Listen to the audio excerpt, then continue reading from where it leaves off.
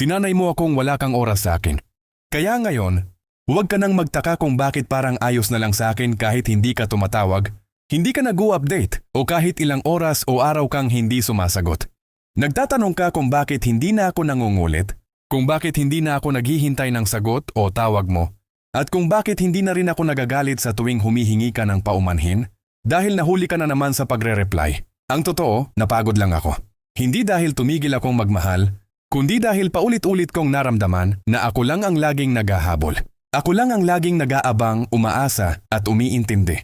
Darating talaga ang panahon na kahit gaano ka pa kamahal ng isang tao, mapapagod din siyang maghintay kung wala siyang nakikitang parehong pagsisikap. Unti-unti ring natututong manahimik ang pusong ilang beses nang nasaktan. Kaya kung napansin mong hindi na ako naghahanap ng oras mo, hindi na ako nagtatanong kung nasaan ka, at hindi na ako umaasa sa mga pangakong dati kong pinanghahawakan, hindi yon dahil wala na akong naramdaman.